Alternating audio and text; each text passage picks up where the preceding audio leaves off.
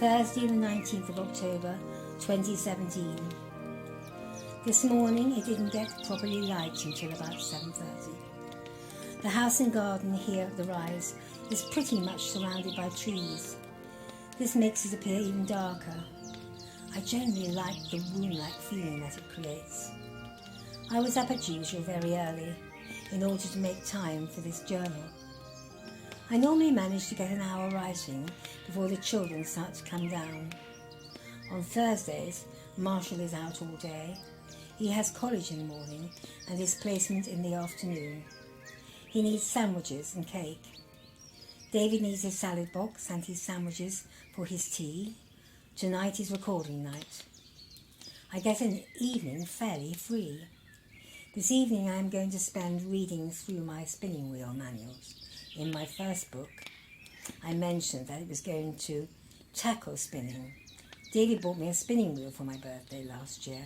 It is also a skill that the children could learn and be incorporated into their homeschool timetable.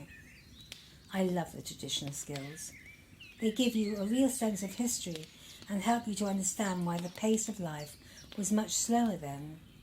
We don't generally seem to have as much patience nowadays to do the things that we used to. It's now 8:30. Everyone has had their breakfast. Henry, our gardener, who comes on a Thursday morning generally, has not arrived. That probably means that he will be here tomorrow. Every third week he comes on a Friday morning instead of a Thursday morning. This must be the week. Just as well as now that it is properly light, it is clearly going to rain. The children and I love the rain. There is nothing quite like a good splosh in the rain. We had a fish tank drama last night. When we set up our fish tank, which I went into in quite a lot of detail in the first book of this series, as well as the fish, we bought 4 freshwater shrimps and 4 freshwater snails. The shrimps are particularly interesting. As they grow bigger, they shed their skins. In fact, we found one at the bottom of the tank this morning, a perfect, translucent facsimile of the shrimp itself, who is now crawling and swimming about the bottom of the tank.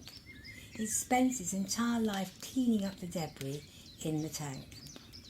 The snails do much the same job, sucking away at the algae that forms on the glass at the side of the tank. About 2 weeks ago, one of the snails died. It hadn't moved from its position on the gravel at the bottom of the tank. It had started to change colour inside from its grey slug-like body to a milky white appearance. We left it a few days as we could not be sure that it was dead.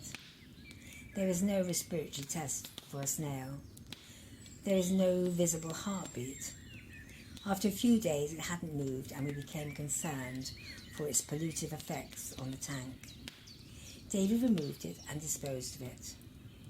2 days ago another one was found, quite still, and its inside had turned a chalky white.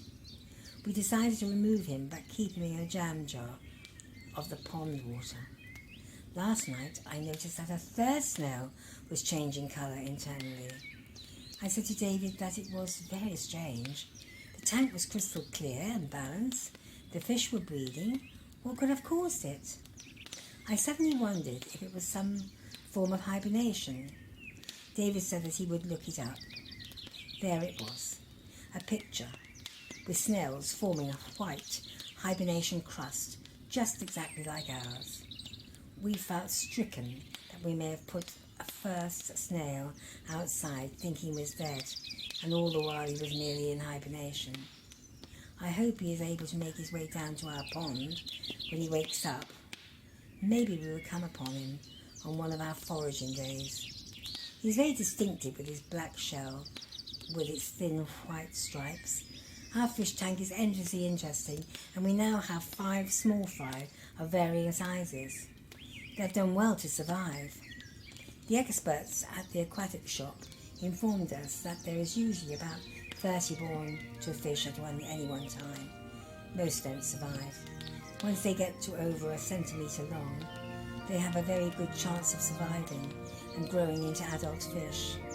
The fish tank is a great source of interest to all of us, It is like a parallel world.